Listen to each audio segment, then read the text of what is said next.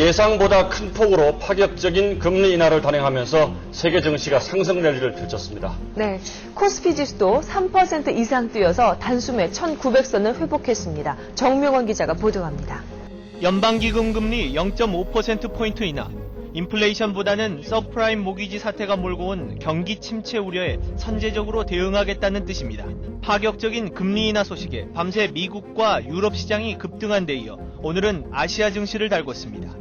적극적인 금리 인하 정책을 펼침으로써 국내 증시를 포함한 아시아 증시 전반적으로 앞으로 미국발 신용 경색 문제가 해결의 가닥을 잡아나갈 수 있을 것이 아니겠느냐는 긍정적 투자 심리가 확산된 점이 증시의 상승폭을 크게 확대시킨 것으로 생각할 수 있겠습니다. 2007년 7월 최고점을 찍었던 증시는 서프라임 모기지 사태로 불안불안하더니 한 달 동안 10% 이상 하락합니다. 이에 연준은 기준금리를 5.25에서 4.75로 인하했는데요. 역시 금리 인하는 호재가 맞는 걸까요? 주요 국가의 증시가 모두 크게 상승했었죠. 하지만 이후 증시는 우려했던 사건들이 연이어 터지면서 주가는 계속 하락했습니다. 이후 6개월간 주가는 무려 50%나 더 하락합니다. 보시면 알겠지만 이 기간 내내 금리는 하락했고요. 금리 하락 시마다 뉴스에선 똑같은 이야기를 했습니다. 금리가 또 하락했다고? 이제부터는 진짜로 대세 상승이야. 하지만 그들은 모두 틀렸죠. 금리 인하가 시작된 순간부터 금리 하락의 순간들마다 용감하게 매수했던 사람들은 처참한 결과를 맞이했습니다. 많은 사람들의 생각과는 달리 금리 인하는 호재가 아닙니다. 그런데 사람들은 전부 반대로 해석해요. 금리가 내렸으니 주가가 오를 거야. 물론 앞서 뉴스에서도 봤듯이 금리가 하락하면 며칠은 오릅니다. 다들 이를 호재로 해석하니까요. 하지만 1, 2년 이상의 관점에서 본다면 금리 인하는 절대 호재가 아닙니다. 오히려 악재에 가깝죠. 보시는 그래프는 기준금리와 S&P 500을 나타내고 있는데요. 금리와 주가는 비슷하게 움직입니다. 대부분의 금리 인하기에는 주가가 폭락했습니다. 차트만 띄어놔도 팩트가 명확히 보이는데 사람들은 왜 반대로 얘기할까? 이유는 크게 세 가지입니다. 뭐가 문제야, say something. 첫 번째는 시간이에요. 예컨대 경제를 사람이라고 해볼게요. 경제가 감기에 걸렸어. 그래서 약을 먹었더니 약을 먹자마자 사람들이 외칩니다. 와, 이제 감기 다 나았다 이러면서 말이죠. 이건 말이 안 되죠.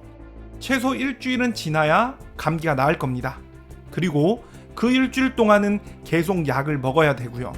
재밌는 점은 첫날, 둘째 날 이렇게 약을 먹을 때는 사람들은 이제 곧 나을 거라고 환호를 하다가 시간이 지나고 다섯째 날, 여섯째 날 이때 약을 먹을 때는 감기가 낫지 않을 거라고 낙담한다는 거예요. 그 반대가 돼야겠죠. 약 먹기 시작한 지 하루 이틀 지날 때는 감기가 나으려면 시간이 좀 필요하겠네. 이렇게 생각해야 하고요. 약을 먹은 지 5일, 6일이 지났다면 이제 나을 때가 다 됐구나. 이런 생각을 해야죠. 마찬가지입니다. 경제도 정상화되는데 시간이 걸립니다. 조지프 앨리스의 실증 연구에 따르면 이 과정, 즉 금리가 인하돼서 그 효과가 실물 경제에 반영되는데 걸리는 시간이 12에서 18개월이라고 합니다. 경제가 건강할 때는 금리를 내리진 않습니다. 무엇인가 문제가 생겼고요. 그래서 그것을 해결하기 위해 금리를 내리는 거죠. 그렇게 금리를 내리더라도 앞서 이야기했듯이 경제가 곧바로 좋아지진 않습니다. 그래서 금리를 한 번만 내리는 경우는 없고요. 금리를 내렸어. 여전히 안 좋아. 또 내려. 또 안 좋아. 또 내려. 결국 1년 이상의 방향성을 보이는 거죠. 과거 차트를 보면 3번의 금리 인하가 보이시죠? 각각의 경우를 살펴보겠습니다. 2001년 1월 첫 금리 인하 이후 금리가 하락하던 1년 8개월 동안 S&P 500은 최대 41%까지 하락합니다. 2007년 9월 금리의 첫 인하 이후 금리가 하락하던 1년 7개월에 걸쳐 S&P 500은 최대 56%까지 하락했습니다. 마지막으로 2007년 7월 첫 금리 인하 이후 금리가 하락하던 8개월에 걸쳐 S&P 500은 최대 25%까지 하락했습니다. 세 기간 모두 금리가 인하하는 동안에는 주가가 폭락했어요. 첫 금리 인하 이후 각각 1년 8개월, 1년 7개월, 8개월에 걸쳐 줄곧 하락했습니다. 따라서 첫 금리 인하는 매우 조심해야 한다. 주식 투자에 본격적으로 나서야 할 때는 금리를 처음으로 내렸을 때가 아니라 그 후 최소 반년은 지난 후이다. 두 번째는 인과관계의 오해.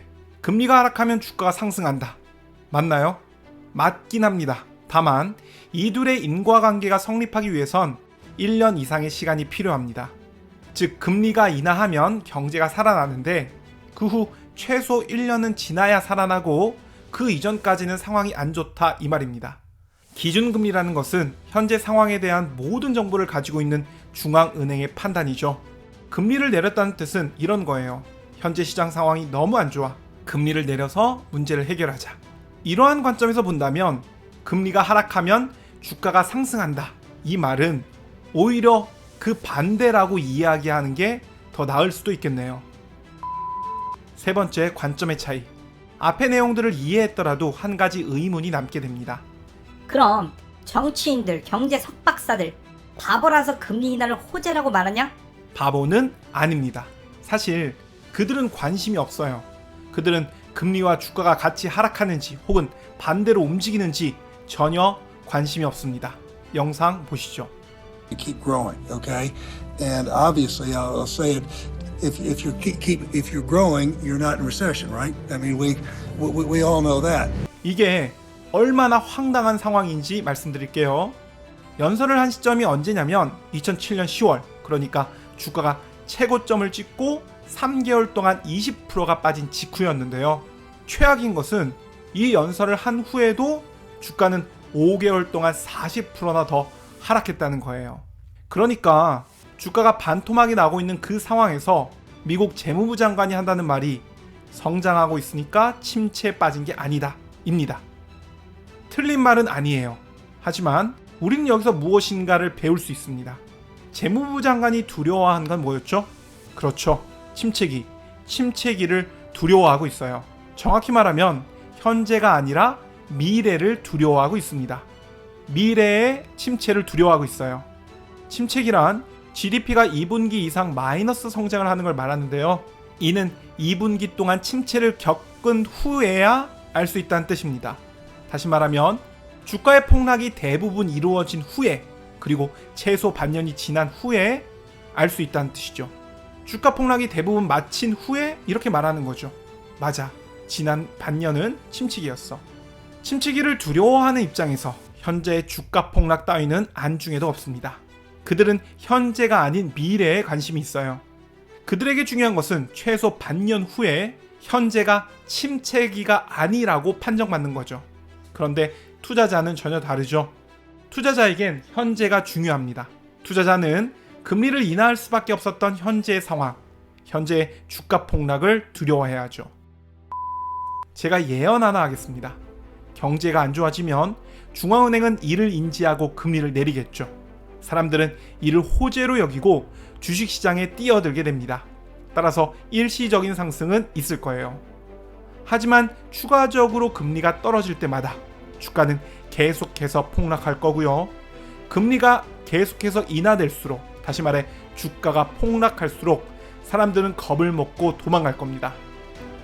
하지만 금리 인하 폭이 커질수록, 그리고 금리 인하 기간이 길어질수록 주가 폭락은 마무리되고 있을 겁니다. 자, 제 예언 어떤가요?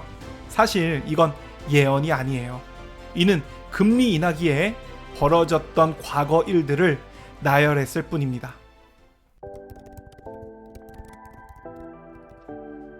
사실 금리 하락기에 주가가 올랐던 때도 있었습니다.